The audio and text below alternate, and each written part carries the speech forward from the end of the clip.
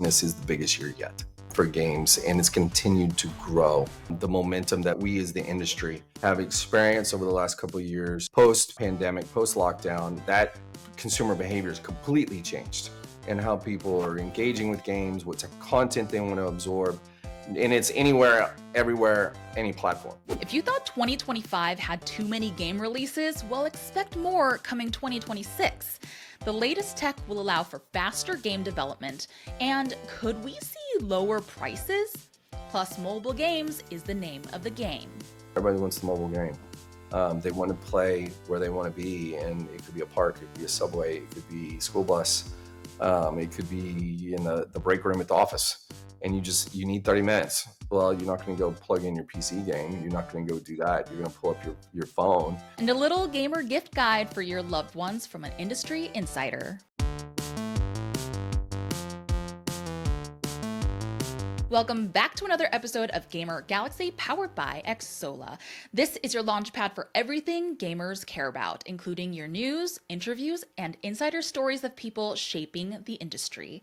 I'm your host, Cher. So guess who's hopping on board the video game train? None other than Netflix and Amazon. Video games are gaining respect in the traditional Hollywood and media spaces, and all I can say is I'm shaking with excitement, people. Netflix announced earlier in October that they are releasing 5 new party games where you can use your mobile phones as consoles. Those titles include Lego Party, Bobble Party, Pictionary Game Night, Tetris Time Warp, and Party Crashers Fool Your Friends. Some classics there. Games are not new to Netflix, though. They have around 120 games that can be played on their platform, mainly for adult users.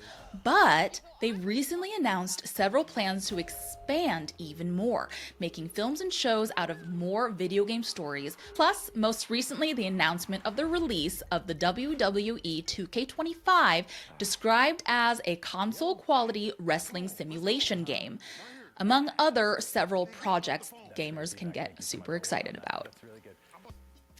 Amazon recently relaunched their video game cloud streaming service called Amazon Luna.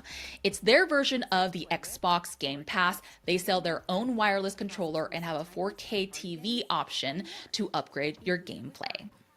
I think it's pretty clear that 2026 is going to be an interesting and exciting year with major advances in the industry.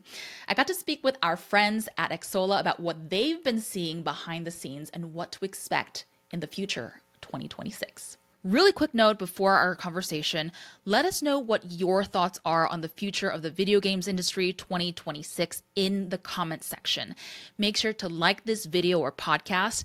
Subscribe to our NewsNation YouTube channel if you haven't already to keep updated on all your news. And if you can, follow me on Instagram at Hwang TV. Links are, as always, in the description. And without further ado, here's our conversation. Today, we're talking all about the future of gaming. Every industry is changing rapidly right now, and the games industry is, of course, no exception. From new game streaming services, even Netflix getting into the industry, plus, the buyout of EA, the lawsuits against Roblox and Fortnite, and of course, AI. It seems like there's nothing but change that's coming our way, and to discuss it all is my friend from Xsolla, Berkeley Agnes, Chief Marketing and Growth Officer. Hello, and welcome back to the podcast. Good to see you. It's a lot has been happening since we were together in Cologne, Germany for Gamescom. A lot has changed in the industry. We'd like to say the game has changed again and again with some of the policies, rules, regulations that have been rolling out over the last couple of months. Some things took a little longer than anticipated, but it's all here now. And what that means, it's going to be a powerful Q4 for game developers and then leading into 2026. Yeah, I can't wait to get into all of that.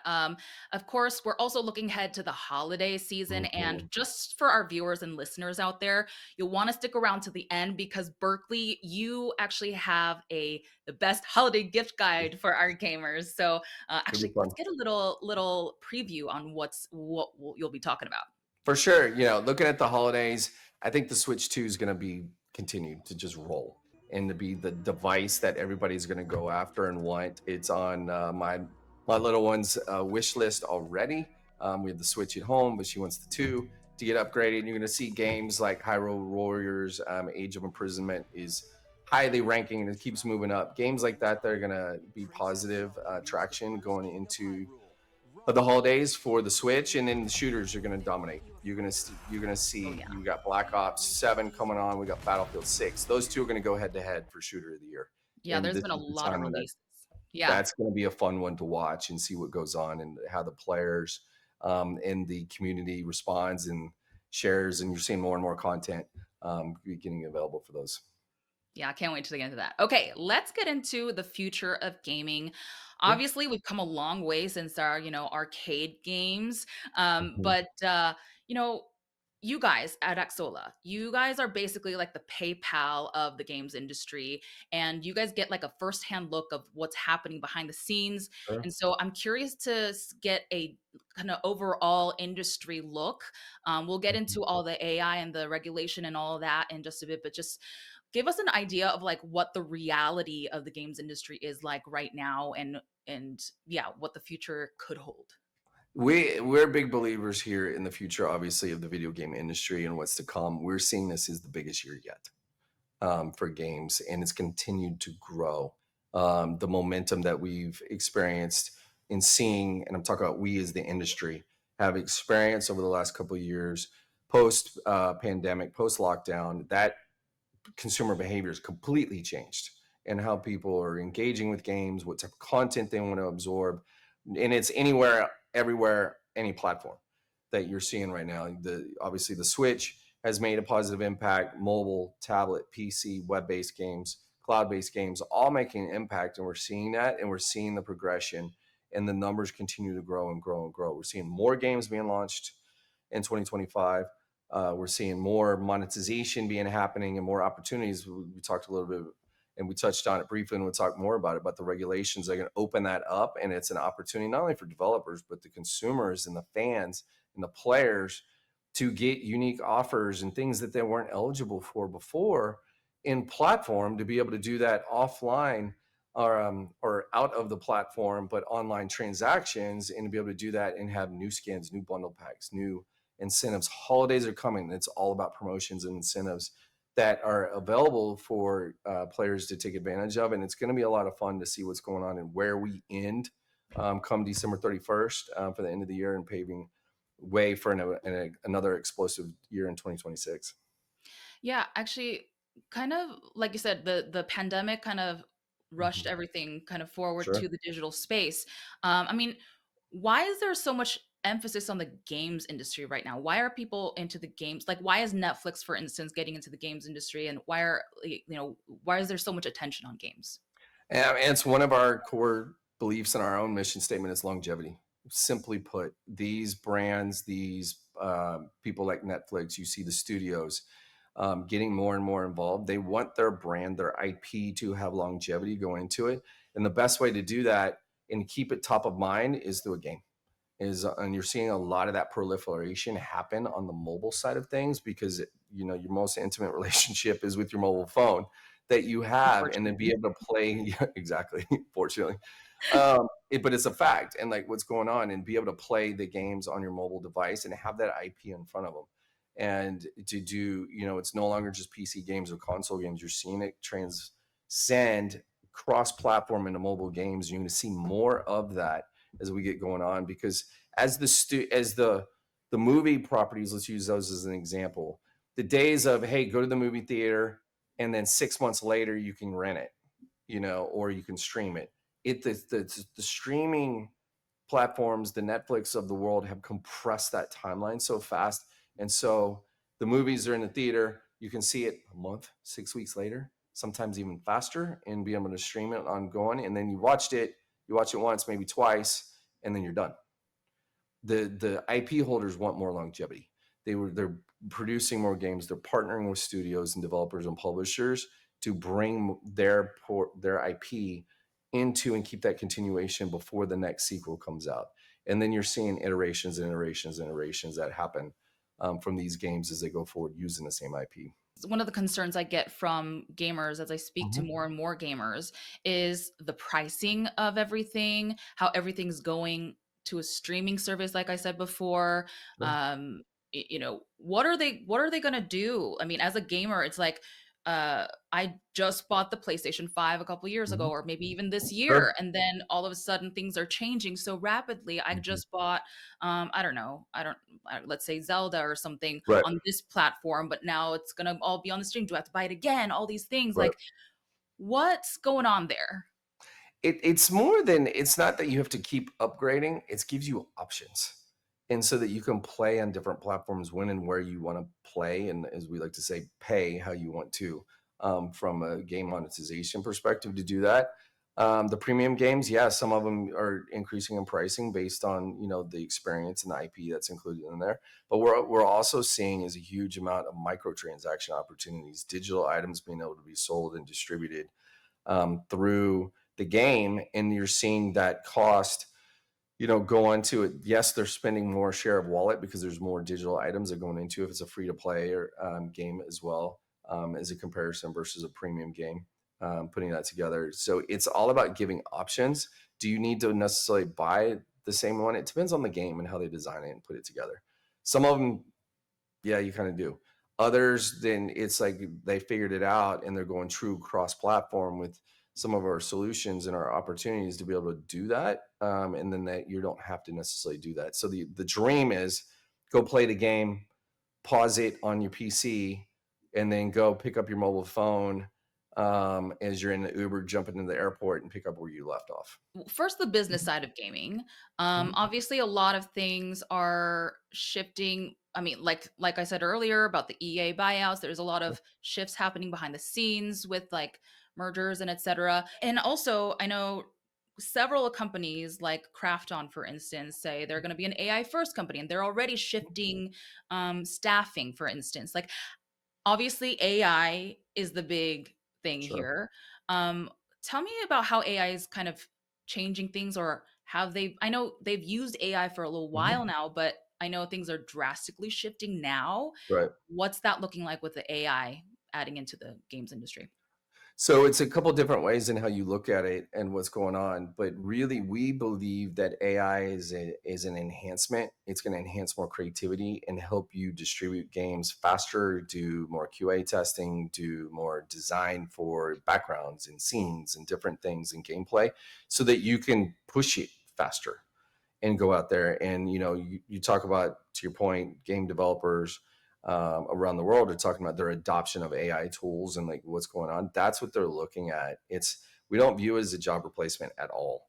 It's an enhancement. It's what we look at it internally from a perspective, and we're be able to write more content, design more elements, more assets, motion graphics, things like that are going into it, and using AI tools to go do that versus pushing pixels on a screen and graphics and graphic cards and things like that that you have to deal with from an internal development perspective. We're seeing more content, faster games from concept to release using AI. And then that from a business perspective, and particularly if you have a franchise, you're able to monetize that faster. Your investment costs in theory go down because of the time to launch and what's happening.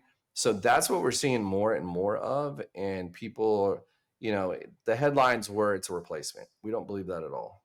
If you're using it correctly, and where you're going and what you see, particularly in the gaming industry, to be able to concept, launch, design, do updates, patch notes, things like that, to be able to use those AI tools to do it. So you can take what was a team, say, of 100 and do two games at the same time using AI tools. That's the vision. That's the dream that we see what's going on.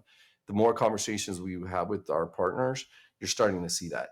They're starting to get more into the details and the metrics and be able to do because they're faster response time to be able to make impact and do change. So you have a hypothesis on, hey, this type of offer, this type of experience is people are gravitating to. So go double down on that. Use the tools instead of taking a month, it could be 2 weeks. Could you cut down your time to launch by 50%? Possible. Yeah, I was just talking 70%?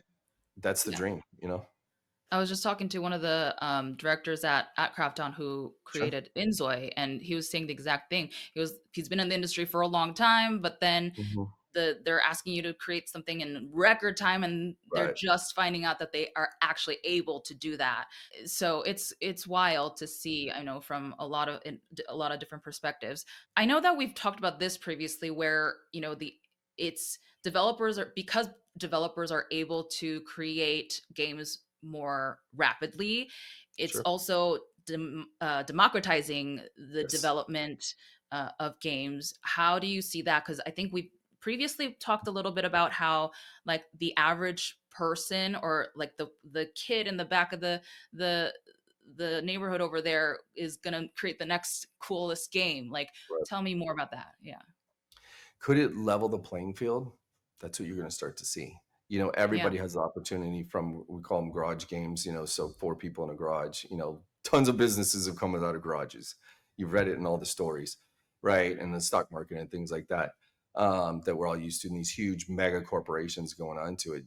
Does it level the playing field versus a 100-person studio versus 4 people in a garage versus a 1,000-person company? Potentially.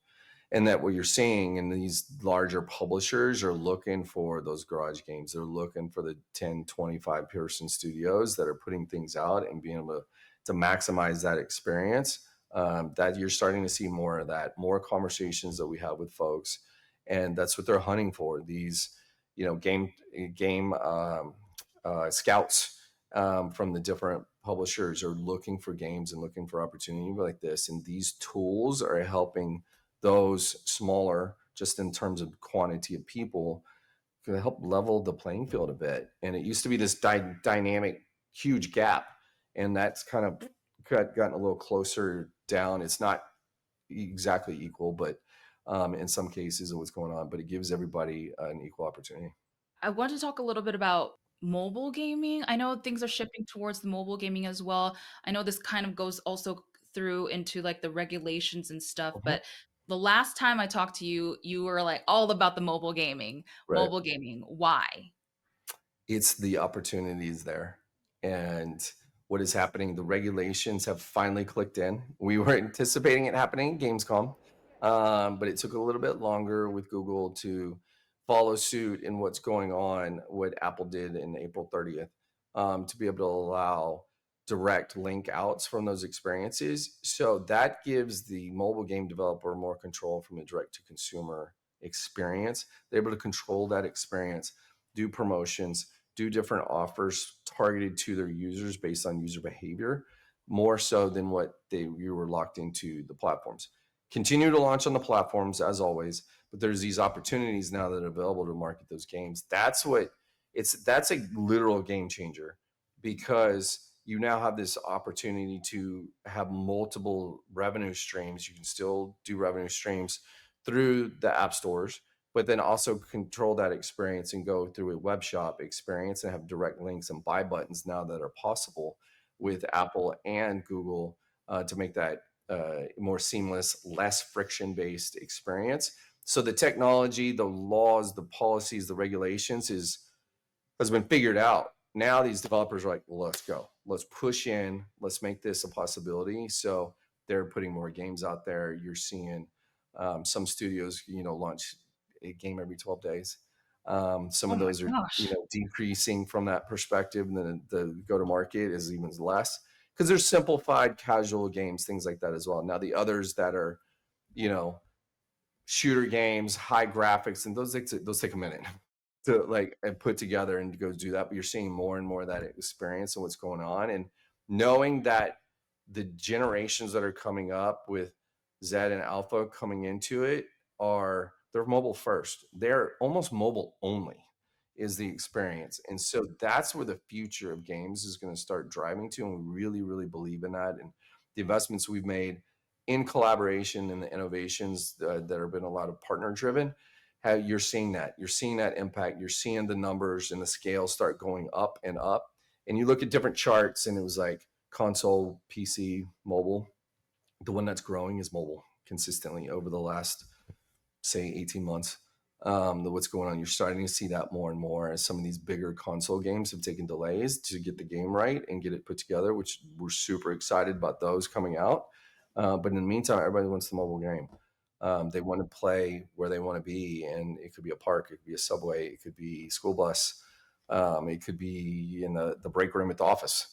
And you need 30 minutes. Well, you're not going to go plug in your PC game. You're not going to go do that. You're going to pull up your phone and experience. And then you're going to be sitting next to somebody who's like, hey, look at this, Johnny. Like, look at this, Samantha. And this game's super cool. And you should check it out. Next thing you know, everybody in the office is downloading it. And now you have a little mobile game party during lunch and when you take a break. Yeah, I think that's so interesting because I was also one of those people who were like was not really all Mm-hmm. about mobile games at all, but now like because it used to be that it was so slow and clunky and all these things, Sure.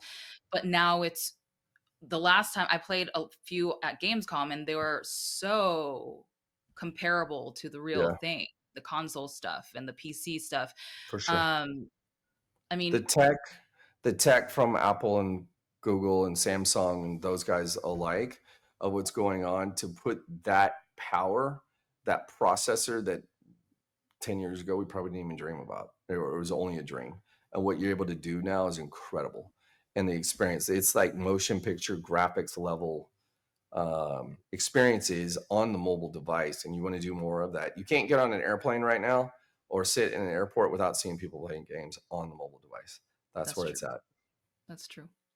You Hmm. said so there's a lot of like in the business side of things, like, Mhm. you've seen it grow over the past 18 months or so. How Sure. do you know for a fact that I mean, I guess the trends of how of human behavior and like you said, Gen Z and Gen A and how they're always mobile, but how do you know for sure that there is going to be um like I don't know, AI could suddenly create a whole new world where I guess I don't know, totally just like something so futuristic that we're it's not even in our But like heads yet and things completely change, then what? sure. Or is that What's possible? next? Like, Yeah. it's not you, like AI is going to give us in those technologies that are now available. It's not just what's next, like next week, next month. Hmm. What's the next after that? Like, what's Yeah. the next experience thing, the next new wave of what's coming on? And you look at, you know, meta glasses and things like that, where you can like have the experience and do presentations and like play, in theory, play a game on your glasses. That goes into it. Things like that are coming around. That's gonna, wearables could be interesting. But where you go and what the experience is and possibility. I remember when cell phones starts to get smaller and smaller, and now you're seeing get bigger and bigger because Right. people want the content. They're living by thumbs and like what's going on the device, and you're going to see more of that. What's possible out of this is going to be impressive to see. Probably, let's just say it by the end of our decade that we're currently in. Get to 2030 and what that is, and the vision of 2030 from a technology perspective, and what's possible for game development as an example from all over the world. There's the speed of what's happening in the Middle East. What you're seeing in places like Dubai is super fast. What's going on, the turn that people are going through, Southeast Asia, emerging markets, what's going on, even Africa, like with that, 5G making it there and making an impact. Folks there live on their mobile phone. So the tech and the experiences, I believe, is going to be in mobile coming out of it, and what those providers are, and those people, and Apple, Google, Samsung, and the like, and everywhere else in between, and the other smartphones that are in, say, Asia, for an example, what those men and women are working on right now Mm. is mind blowing. What they're going to be doing. It's going to be a fun watch to see come. If we would redo this in 2030, I think we would get a good chuckle of what's going and what's to come. Yeah, 2030, that's not even that far Yeah, off, no, but no, also very far yeah, in terms of the tech that could be around then. 100%. You were talking earlier about the wearables. Yep. Obviously, that I don't know if you've tried wearables, I'm sure you Hmm. have, but all your like your texts and all the things kind of just Right. show up on your everyday life. I know augmented reality was a thing, virtual reality obviously. um do you think more of that is going to be apparent in the games world, like gaming with And your body? It's an interesting discussion. And you go to any of these shows, so you see the VR experiences, the haptic vests and things like that that's going if you're playing a shooter or you're playing some scare game like the walking the plank or you're flying Right. in a plane or something like that. And you've Um, seen like the or the parachute. tracks that you can Yeah. walk on. Like, And yeah, like what's going on, and you're seeing that happen and what's going on. If we figure out how to make that a truly social experience, not an individualistic one or a solo experience, we've got something. I think that's been the mhm, challenge. I was in AR VR space was back in 2017 and like working with different groups and brands and putting that together and like how do you integrate that together? The business side of AR VR has figured it out, training programs, things like that that are non like gaming related, but it's all content and a headset and it speed to market, getting people trained up to be able to go do their experience and what their job is and do like motion. So you're not just sitting there watching a video on YouTube as an example, but you're actually moving and like what, particularly if it was a labor intensive job, to go do stuff like that. From a gaming perspective, you see a lot of them. You see a lot of games coming into. I hope some of them pick up and go into it. The challenge is from a VR perspective, and it's just an opinion, is how do you get that into the home? And right. it's another gizmo, it's another gadget. It's hey, I got to say, hey, I'm going to spend $3,000 for this and like selling that to home. That it's gonna be another device that's gonna take up space somewhere on a shelf or anywhere in a living room, playroom, whatever. It's kind of we got to figure that out. The industry has to figure that out. The headset providers have to help us figure that out and what's going on.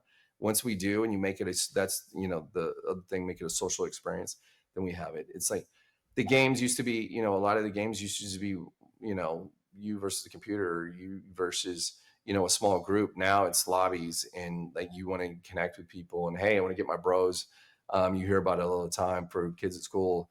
Then we'll get my bros and let's hook up and drop in and play together Mm. into it from a social experience. And they do that with the headsets and everything on, and they squat up and go put that together. You can figure that in VR. It can be interesting. The culture is shifting already in the sense that like we're already seeing the Gen Zers, Yep. even my friend group, they're like, okay, we clearly know that science tells us that Mhm. being at home on our phones by ourselves Sure. is not healthy. And so people are sometimes going to more open spaces, shared spaces to, to socialize instead of Sure. constantly being on a device.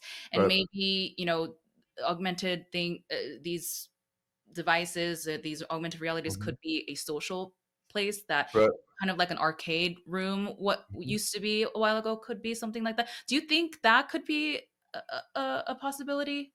Well, I mean, you go back to like Pokemon Go, the genius and the concept Yeah, behind that, and like the amazing genius in, you people travel to different countries to play, that's and like right.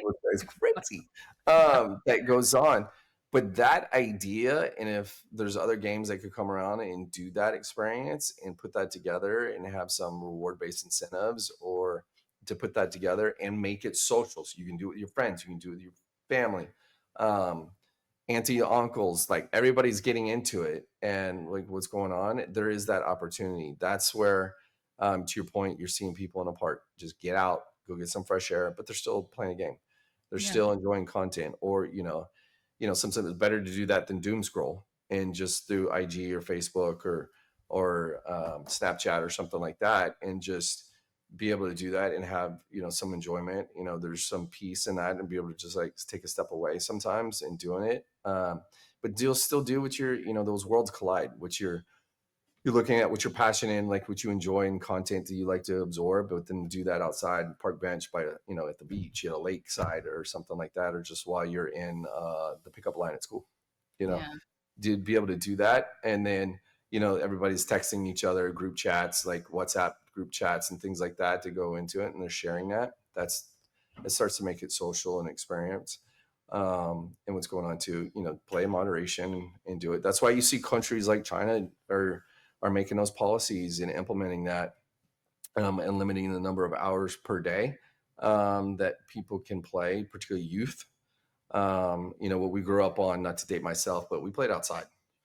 And then you came in the evening and queued up the Atari and the Nintendo, as I date myself, and putting into it and enjoying it. But it was, you versus the computer, essentially. And you maybe your buddies came over and it was like, hey, it's my turn. Now you play together and be able to do that. And, could I go to my bro's house is, the kids say these days, and like go do that. And it's that's still a healthy environment. So they're not running around and causing mayhem out in the community and putting it together. But it's the Controlled mayhem. socialization is key with the games, and like the ones that are very, very successful. And like, how do you do that? Can you share? You're flying on a plane and you can play these games on the back of a seat now. And it's like, hey, play within the plane. Next thing you know, there's like 8 people, 20 people on a large airliner flying, and you're playing a game and you're ranking like what's going on, what's happening in the game, what's happening on your flight.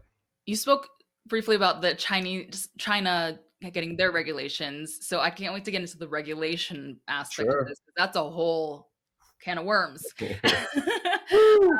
Yeah. So tell me about. I mean, just publicly, when you ask somebody about the games industry, now they'll tell you, oh, Roblox, Fortnite, they kind of got slapped with a couple lawsuits, or Mhm, child safety laws is mhm. pretty big on the docket for Sure. parents who play games.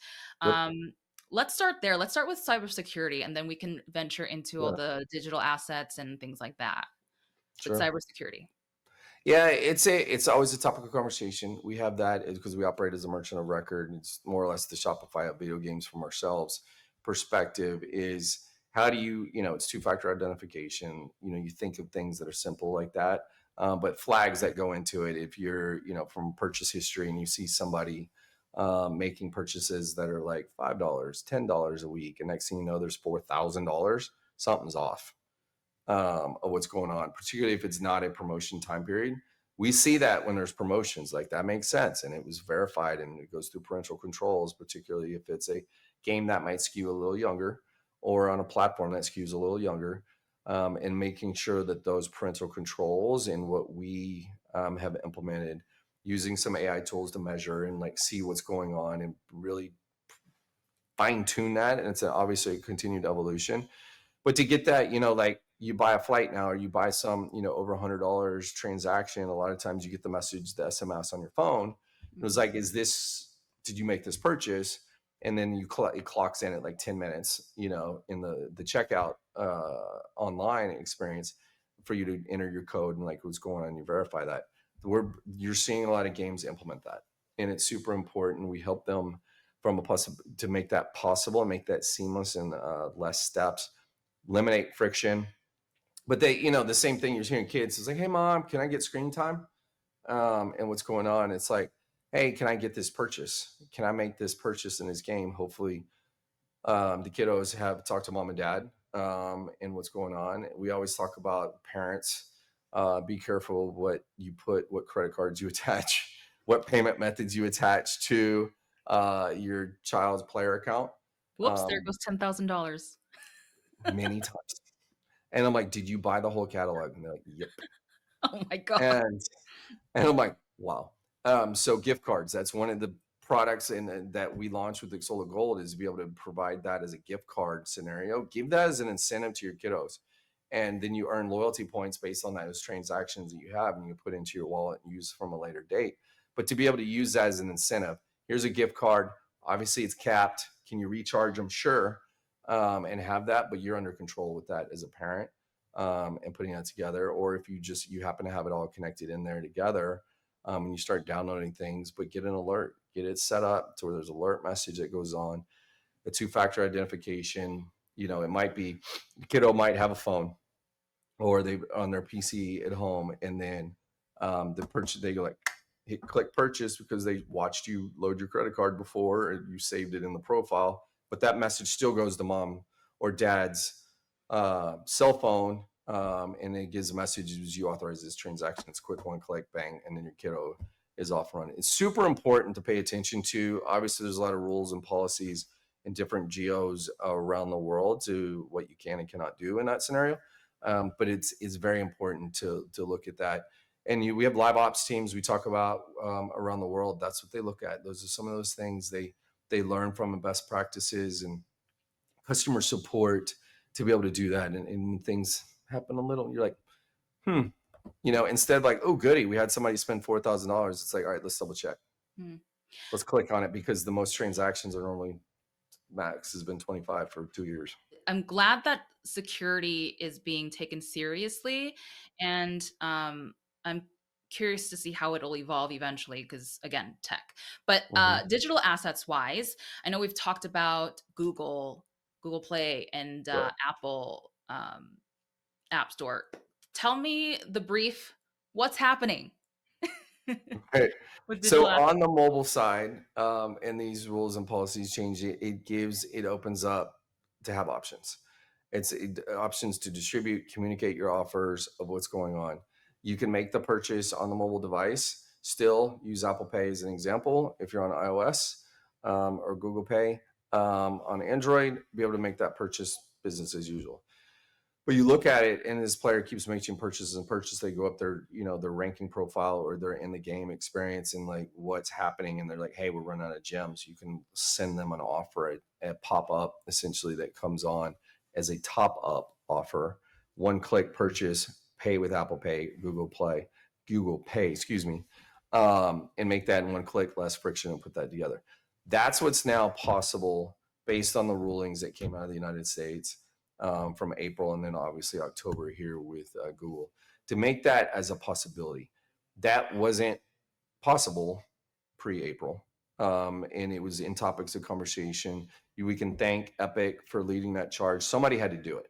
Somebody had to do it that had significant clout, financial, legal wherewithal, and budgets to go do that and deal with that and put that together. So then everybody wins.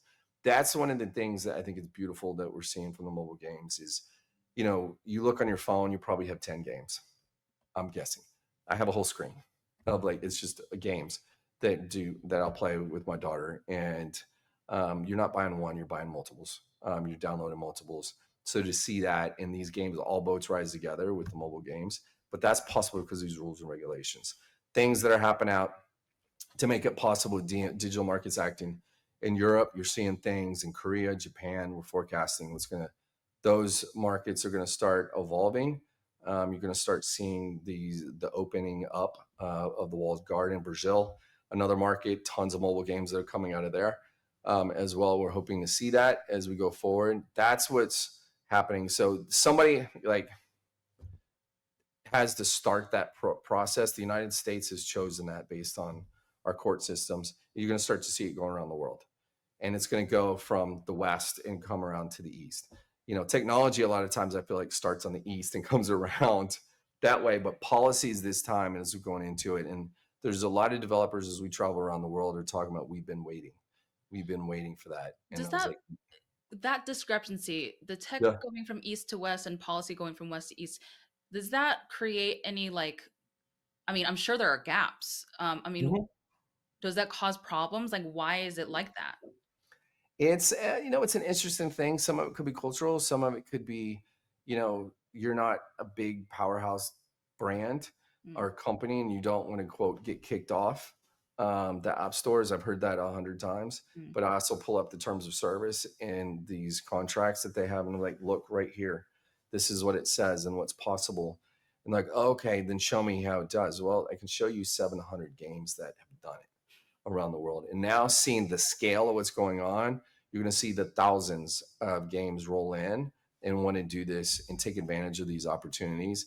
It's tough because it's market specific. Like these direct link buy buttons you can do in the United States for players in the United States. You can be a developer from Thailand. You can be a developer from Germany, Brazil, wherever, and you can't do that in your local market, but you can if the user is here in the United States and put that together. So the live ops is going to become very critical as we go forward, and those folks should be staffing up, hopefully, and putting it into it to make what's possible as they go truly global from these games. But you're going to see that the delta come together, but it's kind of like a fast follower situation, and in this case, it's fast follower from the United States, from the policies that have been enacted here. It gets to be interesting as you see and what's going on. And we see these game developers from around the world um, struggle with that exact challenge that you talk about. We got the tech, we got the capability, but do we have the policy that will allow us to go do it? And then vice versa. Some others like, hey, we have it, but we just don't have the tech because they haven't incorporated it yet, or there could be version behind things like that. You're going to start seeing that get closer and closer together, the tech and the policies. Do you feel like it's cool for your daughter to see you at the forefront of, like, you're basically you're one of the people shaping the games industry? Is that cool? Like, do you get the cool factor with your daughter? I would say we. I would say we. It's not. It's a ton of different people. Yeah. She gets it every once in a while. She'll wear, like, I'll bring home a shirt from the shows. Yeah. And like, you went to that? That's cool. I'm like, no, my dad does this. And you're like, your dad's cool. And it's kind of fun to do that sometimes. It's kind of embarrassing too. What's going on, what's happening. But it's, you set with the future opportunity as you look at what's possible in the games industry. There's design jobs, there's code jobs, there's marketing jobs, there's IP, there's licensing, there's merch, there's all kinds of things. There's companies like us that be able to provide from the services that we help game developers. And we're not in the forefront. It's all about, being behind the scenes and being humble to help everybody out. And we want to create these, ripples that turns into waves in the industry, and be able to change that and be able to enable that to happen. And it gets to be fun. The humbling thing I talked to her about is, like, we get the unique opportunity to impact billions of people around the world every day. You don't get to do that in many industries. You don't get to do that. In movies, it comes out in the US first and goes to different markets, and it's like a slow rip, and it goes around as you're doing the PR. Going into the technology takes a minute for it to come across of what's available and what's not available in different things. So it gets to be, that's what's fun. And that's what I teach her and, like, explain is, like, the opportunities that we have, and you really get to, in a positive impact, and you put a smile on faces and help everybody around the world to truly enjoy the game and enjoy those experiences and have a good time. Yeah. That's the story that we like to tell. That's a beautiful way to end our little area. Before we get into the gift guide, okay, how is Xsolla exactly kind of helping the industry move forward? And what's the strategy you guys are doing or implementing to help shape that future? Sure. So it's very collaborative. It's focused on continuing innovation. Our founder has an amazing vision, and he's thinking way out in the future of what's going on and what's possible, and challenging ourselves and the industry, what we're going to be able to provide to partners. We talk to partners, we sit with them, listen to their challenges, and what's going on. I was like, what are you working on? Well, I'm trying to figure this thing out. And you're like, sometimes you're like, what? And because it's out there, it's like forward thing. Those are the things that we like to see, and we're encouraged in the speed at which this innovation happens and changes as we go forward. That's we're out there and doing. We're very much first to market in a lot of opportunities. The payment methods we provide and bring into it are second to none. From the number of quantity, we're over 1,000 different payment methods. We just rolled out this past week another 15 to enable in Southeast Asia, Africa, different geos like that, to make that a possibility. That's where we really push. We build on top of payments. We're more than a payments company, but look at what's possible web shop, what's going on with cloud-based games, what's going on for cross-platform experiences, and then how can you go monetize that through digital items and share, distribute, potentially resell digital items around the world as a part of that game experience. You think about what's next, and you constantly think about the player and that player experience of what they're interested to. We get so many ideas out of playing games ourselves. They're like, hey, what if we did this? I don't know if we can do this. I was playing whatever game, and, like, you come back and it was like, hey guys, have we ever thought about this? And it was like, actually, we had this idea. There was a meeting last week. Let's pull you into the conversation. That's how things start. the true napkin pizza box stories, the vision of what's going on. We have a lot of digital boards around here. There's a lot of stories, a lot of marker boards. I was just in one earlier today. I'm like, how do we lay something out? What's the vision of what's going into where we go? And now it's like, how do you go make that possible? It's listening, it's talking with developers, with people who are connected in the industry, and find out what the real root problems is. It's not more. It's the right thing. How do you go engage? How do you solve a specific challenge that we're having? Globalization, democratization, taxation, tariffs, different things that are going on. Like, how do you deal with those things and be out there in the forefront and help developers out? And that's how we go. That's what we do. We have some great people that sit with developers every single day, have those conversations, and then draw things out and then go work on it. Next thing you know, it's a top grossing opportunity, and something that changed the game literally. And then everybody else is like, I want that too. And what's happening, that's hopefully how it can come together to make a real impact. And, we believe in providing all the things for our partners to help them launch, grow, and win, no matter what that is, where their game is located, where they're from, the size of their available market, from their target audience, to help everybody be successful. And that's staying on top of that is tough. It's a challenge of what's going on, but it's one that we welcome. Yeah, the true collaboration environment. I love that about you guys because you guys are always thinking about what's right and Right. not just what's profitable. Right. And it's beautiful to see. So I'm Yes. glad to be talking with you. It makes it fun. Yeah, it really does. And I love talking to you about it because of that reason. All right. This is for our viewers. We got to get into the holiday gift guide. Let's do it. How many do you have? What are we talking about here? What should we first talk about? So everybody's gonna go to, like, what are you gonna play it on? There's the iPhone 17, like everything that comes out. You're gonna see that and a lot of stockings this year and under Christmas trees and things like that. Gifts being given out. The Switch 2 is gonna continue to ride. People want that. It's not just for kids. We got adults. We got different things going on.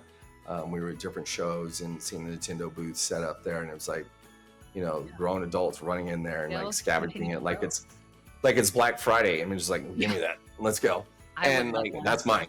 And then they'll add 3 or 4 more games onto it. I see that continuing to grow. That genius of somebody, having the future vision of what's going on and putting that together, and to be able to make that a social experience and be able to play up to, you play 4-player in a lot of situations. And that's what we do on Mario Kart at home, and bring out new controllers and things like that. I also love the webcam, the feature that the Nintendo 2 has, where you can just cool. play with others. Yeah. Yeah, 100%. And then you're gonna see games like Hyrule Warriors. It's coming out very soon. It's getting a lot of traction on the socials. It's getting a lot of traction on the rankings. You start seeing it up there very, very quickly in most anticipated games. You get the holiday season, the shooters a lot of times rule and what's going on. So you're gonna see, you got Battlefield 6 that just came out. Awesome experience of what's going on. And then you got Call of Duty Black Ops 7 coming. Those two are gonna battle for Game of the Year. Oh man. 100% is gonna be up there. And the content, what's gonna be available, the stream sessions, the bro sessions, it's not just dudes, it's men and women getting together. My daughter comes home and it's like, hey, we want to play games with the girls. And I'm like, okay, they're coming over. And they're like, no, we're connecting. And I'm like, okay, cool. There it is. And seeing that happen and what's going into the holidays, it's going to be a fun season. More and more content from the game perspective. There's not a ton of movies rolling out going into it, so people want that experience. And you're going to see these games do very, very well going into it. Ghost of Yote, another one. You watch some of the trailers and that looks really cool. And like a lot of the content creators are putting that together as a follow-on game experience. That's gonna be fun to see. So that's probably my top 5 list for people to look out for and what's going on. Try them out, play some games, try some different ones. It'll remind you of one that you used to play. Go download it again. What I want to Yeah, what I want to see is for a family, if there's like two siblings, one gets Black Ops and one gets Battlefield 6. Ooh. And then the fight that happens, and Yeah, it's just like, that was supposed to be for me, and they're like, "Meh." too bad. How are we gonna do this in like fighting over playtime, screen time, and like what's going on? And Yeah. that would become like a, hey, I beat you on this one, I get to do this, or I get a better. Hopefully, parents turn it into like test scores, and what game you do, like gamify it at home, right? And like what's going on, or whoever gets the highest card on the deck of cards gets to play. Like have some fun with it and Yeah. experiences. You're gonna see a lot of people buy both games, Yeah. Do which you is know pretty what your cool. kid wants this holiday season? She wants the 2. She wants the Yeah. Switch. She's begging for it. She was like, Gosh.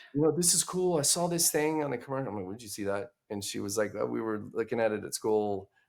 Somebody brought it to school, or you see what's going on." That's what she wants.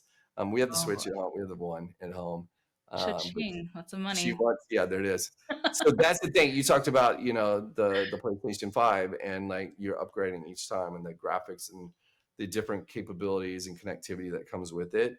It's exciting to see a physical device, like a smaller physical device, obviously with the Switch and like what they continue to do and these nostalgic games coming back and having more and more life that goes into it. And you talk about just simple Mario Kart. Everybody like loves it, and then like go into it, and it's of all ages, all experiences, and they have some fun putting it together. So that's bringing those experiences back and doing it on a portable mobile device. Again, airplanes, backpacks. That you see that being put in there. I've caught her at home. I'm like, that doesn't go to school. Um, and like put that back on the shelf. We'll play. We got Friday night. That's what we'll do. Yeah. And make and just have some enjoyment and to enjoy the games that we love to play. But the Switch, I think, is gonna continue to ride. Yeah. Love it. Well, thank you so much for your recommendations For sure. and your insights into what's to come in 2026. Can't wait for the actuation of all of this stuff. So thank 100%. you. It's gonna be a good year. It's gonna be a good year. It's gonna come in strong. What we see for January and some of the opportunities that will be out there on the road. Come say hello to us. Stop by. Reach out to us on the socials. We'd love to talk to people all the time. Hear good ideas because good ideas come from anywhere. They truly do in this experience in this industry, and it's very exciting times to see the growth in 2025, and cannot wait for 2026. Thanks so much. Of course. Appreciate you.